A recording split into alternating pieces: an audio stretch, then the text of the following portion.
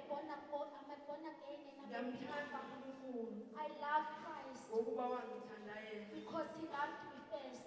Waze wanikela indodana yakhe. He sacrificed his only son Bazalwane ngoba ungachithi isikhathi. Hallelujah. without any waste of time. Angikhiphe okusenhlizweni yami. I would like to share what Angishizwe okusenhlizweni yami. I would like to share the word Hallelujah.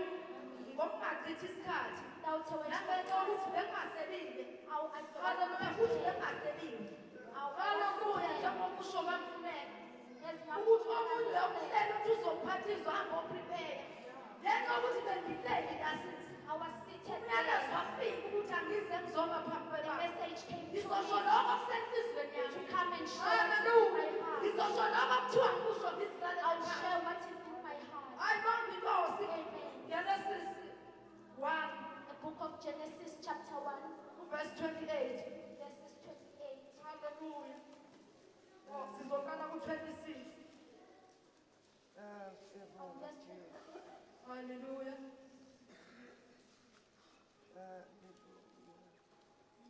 Ngifuna wena, Thixo wami, ngifuna wena. Ngifuna wena, Thixo wami, ngifuna enhliziyo yami. Ngifuna wena, enhliziyo yami. Ngifuna wena. Ngaphela wena, Thixo wami, ngilalela wena. Ngilaphela wena, Thixo wami, ngilaphela wena. Umphefumulo wami, laphela wena. 26 uNkulunkulu wathi, "Basenza abantu ngomfanekiso wethu, basifunze babuse phezu kwezinhlanzi zolwandle, nezinyoni zezulu, nezinkomo, nomhlaba wonke, nezilwanyana zonke ezilwambuzelayo emhlabeni."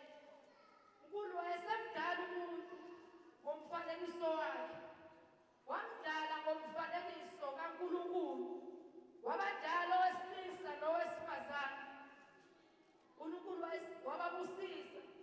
uNkulunkulu wathi kubo, "Zalanani nande, nigcwalise umhlaba niwunqobe, nibuse phezu kwezinhlanzi zolwandle, nezinyoni zezulu, nezilwanyana ezilwabuzelayo emhlabeni."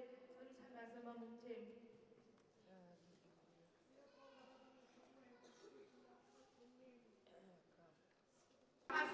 If you are a barren person, God does not like that. We are given to go out and be fruitful. Asingajabuleli ukuthi siyafidwa Let us not enjoy to be fed. Let us go out and multiply. Wonke umuntu akazazi ukuthi ubekele ukuzala namhlanje. Each and every person must know the purpose Wonke umuntu akaphuma ayozala that namhlanje. you need to go out and be fruitful Hallelujah.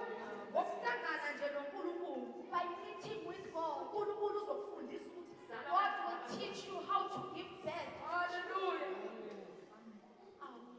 Baba siyabonga. Sinamanzi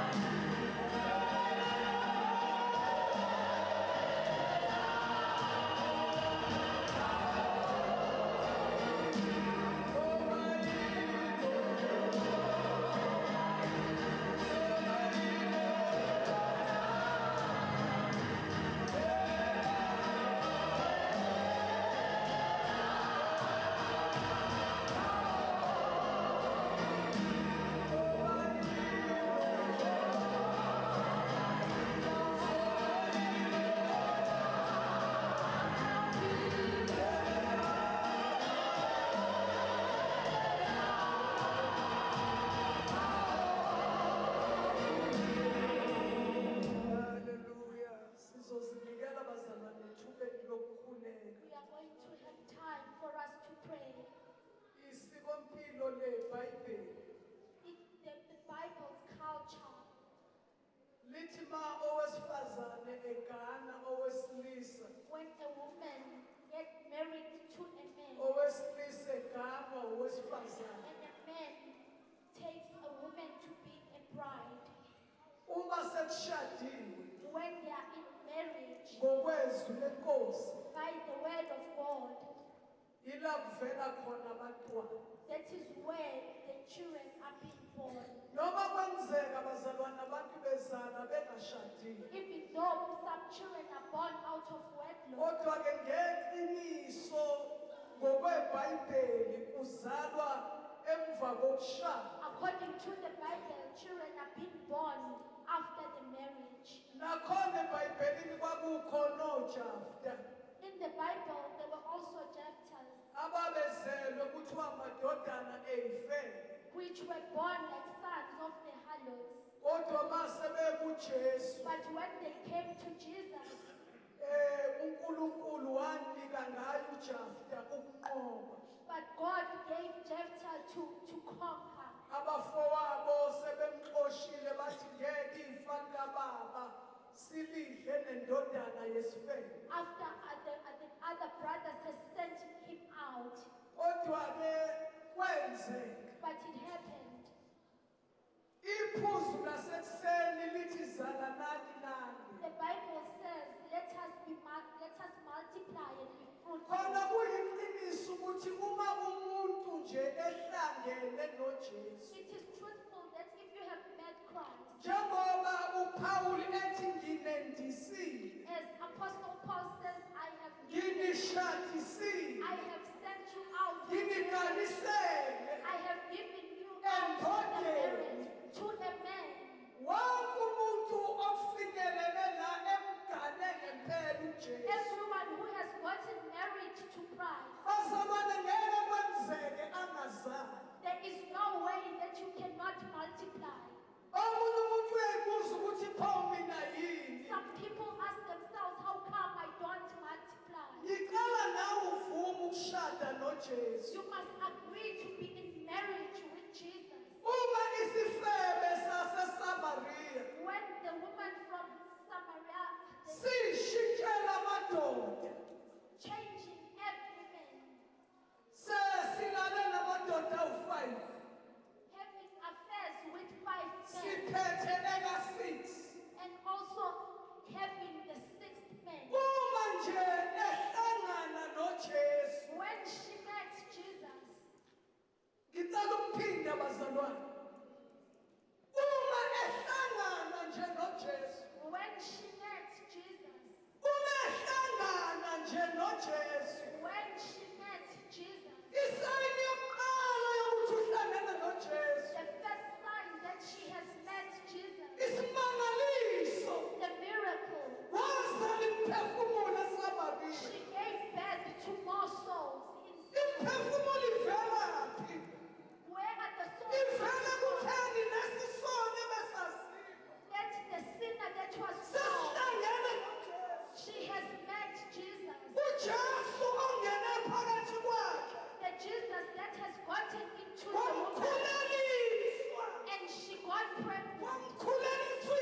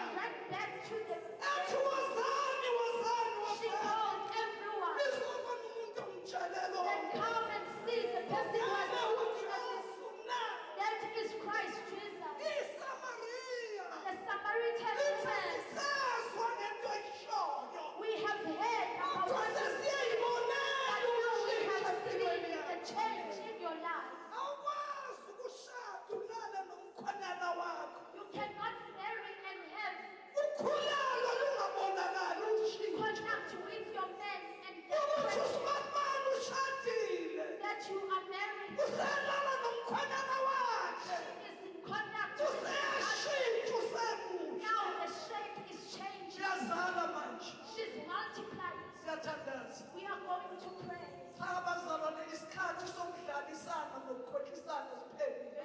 Time of fun and Ungakwazi ukuthi uNkulunkulu asebenze ngawe. if you cannot Kube be used khona by God imiphefumulo ezuzwayo. and win more souls, Iqiniso ukuthi awuhlangene there noJesu. is a problem with you. You have not Cela met sibe Jesus. nenyawo. Let us stand on our feet. Noma singenza ziphi izaba. Whatever excuses we Sithi can make, mina ngiphi ukuthi. this is what I have Izwi to say. lenkosi lithi nje zalanani The nani. Bible said, let us multiply Madoda, bomkhulu, all the Father, bogogo, all the bobaba, all the Father, all the Mother, bomakoti, amantombazana, bafana, zingane, zalanani nani. Ngizozala kanjani? How am I going to Usho give back Maria, the uthi ngizale kanjani? How am I going to give Ngingenayo indoda na. because I have not met Ithi the ngelosi, angel said, umoya oyingcwele, Holy Spirit uzokusimekela. will cover you Amandla ophezu konke, and the power of the Holy azowehlela phezu Spirit kwakho. come upon you Awuzozalwa esibelethweni and you sakho. shall multiply. Uzothiwa It ungcwele. is going to be sanctified. Dedela umoya kaNkulunkulu Allow the Holy Spirit akusibekele. to cover you. Dedela amandla ezulu Allow the Holy abe Spirit, phezu kwempilo the yakho. power of God to be upon you, Akusibekele. to come over you. Lokho kuzozalwa What is esibelethweni going to be sakho. given back to, Kuzothiwa ungcwele. it's going to be sanctified. Asikhuleke. Let us pray. Dedela umoya kaNkulunkulu. To my heart, Yena kimi. come to my soul, Yena kimi. come to me, oh God. Ngizobona nalokhu Jesu. That is what I'm going to know. Ukuthi mawusuhlangene nempilo yakho